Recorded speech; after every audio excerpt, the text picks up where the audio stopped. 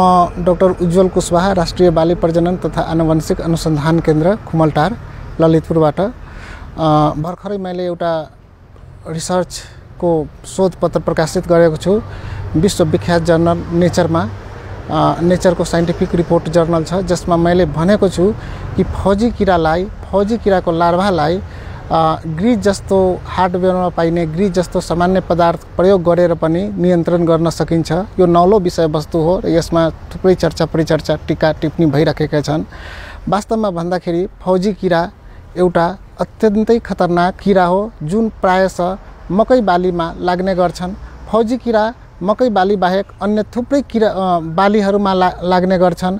करिब 350 वटा बालीहरूमा लाग्छन्, तर पनि मकैलाई यसले बढी असर पुर्याउने गर्छन्। मकैको कम्लो पात खाने गर्छन्, जसले गर्दा मकैको गुभो सुक्ने त्यसपछि वृद्धि विकास नहुने हुन्छन्। यसले गर्दा मकैको उत्पादनमा ह्रास हुन सक्छन्।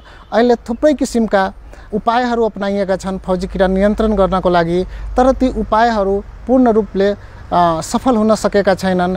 नेपाल कृषि अनुसन्धान परिषदले 2 किसिमका रासायनिक विषादीहरू पनि प्रयोग गर्नलाई किसानलाई सुझाव दिएका छन्, इमामेक्टिन बेन्जोएट र स्पिनोसाइड। तिनीहरूलाई पनि कम्तीमा 2 देखि 3 चोटि 15 दिनको डिफरेन्समा फरकमा छर्यो भने फौजी किरा नियन्त्रण हुन्छ भन्ने देखाइसकेको छ, प्रमाणित भइसकेको छ।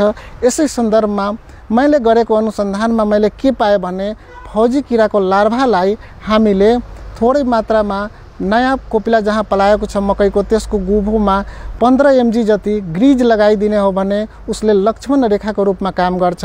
फौजी किरा अत्यन्तै चलायमान लार्भा हो र यो जब रातितिर चल्ने गर्छन्, रातितिर एक बोटबाट अर्को बोटमा जाने नयाँ पात खाने गर्छ, त्यो बेला यसको लार्भा चाहिँ त्यसको ग्रिजसँग टाँसिन पुग्छन्। यसको एपेन्डेजहरू उसलाई इरिटेसन महसुस हुन्छ, उसलाई एलर्जी जस्तो महसुस हुन्छ, जसले गर्दा ती लार्भाहरू अन्य बोटमा मकैका बोटहरूलाई छाडेर अन्य बोटमा जान्छन्। ऊ आफ्नो आश्रय स्थल अरू ठाउँ बनाउँछन् र मकैको बोट सुरक्षित हुन जान्छन्, किसानको खेतको उत्पादन बढ्न सक्छन्। मुख्य कुरा के हो भने फौजी किराको 4 वटा स्टेजहरू छन्। एउटा अन्डा, अर्को लार्भा, तेस्रो प्युपा र चौथो चाहिँ पुतली। यसले सबभन्दा बढी आक्रमण गर्ने भनेको लार्भा स्टेजमा हो। जब लार्भाहरू फौजी किराले एकचोटिमा 1000 जतिको सङ्ख्यामा अन्डा पार्ने गर्छन्, ती अन्डाहरू पछि मकैको पातमा पार्छन्। तिनीहरू अन्डाहरू जब लार्भा बन्छन्, लार्भा अत्यन्तै खन्चुवा हुन्छ र यिनीहरू अत्यन्तै चलायमान हुन्छन्, रातितिर चल्ने, दिउँसोतिर मकैको गुभोभित्र बस्ने। र त्यसपछि यिनीहरू जब राति चल्छन् त्यो बेला जब हामी ग्रिज अप्लाई गरेका हुन्छौँ, त्यो ग्रिजमा टाँसिएर यिनीहरू जब जमिनमा उछिटिएर बस्छन्, त्यो बेला चाहिँ दिउँसोतिर काग, कौवा, चराहरू तिनीहरूले त्यसलाई फौजी किराको लार्भालाई टिपेर आफ्नो आहारको रूपमा प्रयोग गरेको पाइएको छ। यो एकचोटि लगाएपछि हुन्छ कि पटक लगाएर? यसमा फौजी किरा विशेष गरी हामीले बार फौजी किरालाई भगाउनलाई हामी बार यो ग्रिज लगाउनु पर्दैन। ग्रिजको विशेषता यो हो कि यो प्रायः हार्डवेयरहरूमा, मोटरसाइकल, मेकानिकल चिजहरूमा यसलाई लुब्रिकेटिङ एजेन्टको रूपमा प्रयोग गरिन्छ। तर यसको अर्को विशेषता के हो भने यो ग्रिजको यसमा पानी पर्दा पनि, शीत पर्दा पनि र धेरै सूर्यको प्रकाश हुँदा पनि यसमा कुनै असर, यसको टाँसिने जुन गुण हुन्छ त्यसमा खासै असर पर्दैन, जसले गर्दा ग्रिजलाई हामी एकचोटि लगाइसकेपछि यसले 15 दिनसम्म काम गर्छ। 15 दिनभन्दा बढी काम गर्छन्, जसको कारणले गर्दा फौजी किरा 1 दिनमा, 2 दिनमा, 3 दिनमा नगए 4-5 दिन, जुन दिनमा ऊ चाहिँ ग्रिजसँग काउन्टरेक्ट हुन्छ, ग्रिजको लाइनलाई छुन पुग्छ, त्यही दिन त्यो किरा त्यहाँबाट भाग्छन्। त्यसै कारणले यसलाई बार प्रयोग गर्नु पर्दैन। मैले आफ्नो एक्सपेरिमेन्टमा बार प्रयोग गरेको छैन, एकचोटि मात्र प्रयोग गर्दाखेरि सबै किरा भागेको पाइयो।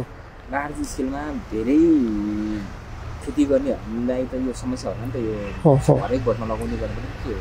अब अर्को कुरा के हो भने फौजी किराले एकै दिनमा, एकै रातमा थुप्रै बोटहरूमा जान सक्छन्। त्यसै कारणले धेरैले लागेको हुन सक्छन् प्रत्येक बोटमा यो ग्रिज लगाउनु पर्छ। तर त्यस्तो होइन। वास्तवमा भन्ने हो भने हामीले सुरुमै किसान दाजुभाइले सुरुमा जब खेतहरू आफ्नो हेर्ने गर्छन्, त्यही बेला सुरुमा फौजी किराको लक्षण सबैलाई थाहै होला। पातहरू झिल्ली परेको जस्तो हुने, पातमा खाएको जस्तो सानो सानो पाल परेको जस्तो देखिने, फौजी किराका विष्टाहरू माथि नै देखिन्छन्। त्यस्तो अवस्थामा फौजी किरा लागेको सम्झिनुपर्छ र सुरुमै जुन पातमा जुन बोटमा फौजी किरा लागेको हो त्यही बेला हामीले सुरुमै थोरै ग्रिज लगाइदिने हो भने फौजी किराको लार्भा अन्य मकैमा नगएर त्यो त्यसै भागेर जान्छन्। उनीहरू अरू बोटहरूको आश्रयस्थल बनाउँछन् र यसले गर्दा हाम्रो बोट सुरक्षित हुन सक्छ र उत्पादन बढाउनमा सहयोग गर्छन्। प्रत्येक बोट पछि लगाउनु पर्दैन। सुरुमा आक्रमण गरेका बोटहरू जुन छन् त्यसमा लगाइदिएपछि किराहरू स्वतः भाग्छन्। दोस्रो चोटि हामीले अर्को जुन बोटहरू जसमा आक्रमण गरेको छैन त्यसमा लगाउनु पर्छ भन्ने छैन। सुरुमै लगाइदिएपछि यदि हाम्रो खेतमा धेरै आक्रमण गरिसकेको छ भने हामीले कम्तीमा 20-30% खेतमा बोटहरूमा लगाइदिनु पर्छ, जसले गर्दा फौजी किरा एक बोटबाट अर्कोमा जान्छन् र जब ऊ चाहिँ भेट्छन् ग्रिजलाई त्यसपछि त्यो बोट छोडेर जान्छ। खाएको छ है, यसको बिष्टा पनि यहाँ छन् हैन। अब लगाएर देखाउँछु कसरी लगाए। हातमा प्लास्टिक लगाएर अथवा यसैले सानो एउटा लट्ठी जस्तो लिने, त्यसपछि हामीले 0.15 ग्राम जति यसमा जुन यो नयाँ जुन पात हो यो पातमा मैले यसरी एउटा डडीर जस्तो यस्तो मैले कोरिदिएँ।